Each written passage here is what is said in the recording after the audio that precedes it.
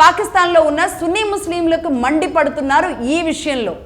Right, ఇలా అటు ISI, ఇటు ఆర్మీ జనరల్స్, ఇంకోవైపు షియా అండ్ సున్నీ ముస్లింలు, ఇంకోవైపు దేశం లోపల ప్రతిపక్ష పార్టీలు, ఇంకోవైపు బెలూచిస్తాన్ వేర్పాటు ఉద్యమకారులు, ఇంకోవైపు ఇమ్రాన్ కుమారులు, ఇవన్నీ చాలవన్నట్టుగా భారత్ మీద ద్వేషంతో, అమెరికా మీద ప్రేమతో, మనతో ఎంతో సఖ్యంగా ఉంటున్న ఆఫ్ఘనిస్తాన్తో కయ్యం తెచ్చుకున్న పాకిస్తాన్.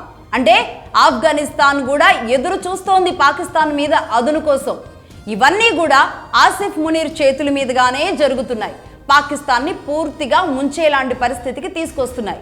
ఇలా అంటే నిజానికి అసంతృప్తి అనేది ప్రభుత్వం మీద పెరగవలసిన అసంతృప్తి మొత్తం కూడా ఈరోజు ఒక్క వ్యక్తి సెంట్రిక్గా జరుగుతుంది.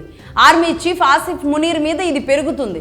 ఎందుకు అంటే అతన్నే ఎందుకు టార్గెటెడ్గా చేస్తున్నారు అంటే నిజానికి ప్రభుత్వాలను దించడానికి ఇక్కడ army chief and ISI chief అనేది పాకిస్తాన్లో బలంగా పనిచేయడం ఇప్పటి వరకు జరిగింది అది.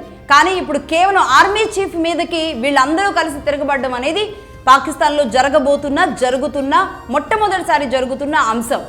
అంటే ఎందుకు అతడి మీద టార్గెట్ చేశారంటే అంతా నేనే అన్నట్టుగా వ్యవహరిస్తూ ఉండడం. తానే ప్రభుత్వం, తానే ఐఎస్ఐ చీఫ్, తానే ఆర్మీ చీఫ్ అనుకుంటూ అమెరికా బిస్కెట్లకు కుక్కలాగా మారిన ఆసిఫ్ మీద ప్రజలు మాత్రమే కాదు, పార్టీలు, ఆర్మీ, ఐఎస్ఐ మొత్తంగా అందరూ కలిసి తిరగబడే పరిస్థితి త్వరలోనే రాబోతుంది, అతి త్వరలోనే. అదే జరిగిన నాడు అటు బెలూచిస్తాన్ ఒక దేశంగా ఆవిర్భవిస్తుంది. ఆఫ్ఘనిస్తాన్తో కోరి తెచ్చుకున్న కయ్యం వల్ల ఇంకాస్త ఇబ్బందుల్లో పడుతుంది. అలాగే బెలూచిస్తాన్ ఇంకో దేశంగా ఆవిర్భవిస్తే గనక ఎలా ఉంటుందంటే పాకిస్తాన్ మన నుంచి విడిపోయిన తరువాత ఇప్పుడు 3 ముక్కలుగా కనబడుతుంది రేపు. అంటే అటు బంగ్లాదేశ్ ఒక ముక్క అయిపోయింది, ఇప్పుడు బెలూచిస్తాన్ ఇంకో ముక్క అయిపోతే పాకిస్తాన్ 3 ముక్కలుగా అయిపోయినట్టే. ఇది జరిగేది. సో మొత్తంగా అదే జరిగితే గనక భారతదేశానికి కూడా ఒక గుడ్ న్యూస్ ఉంది. ఏంటి అంటే POK, పాక్ ఆక్యుపైడ్ కాశ్మీర్ భారతదేశంలో పూర్తిగా విలీనమయ్యే రోజులు కూడా అతి త్వరలోనే, అతి దగ్గరలోనే ఉన్నాయి అన్న వాస్తవాలు.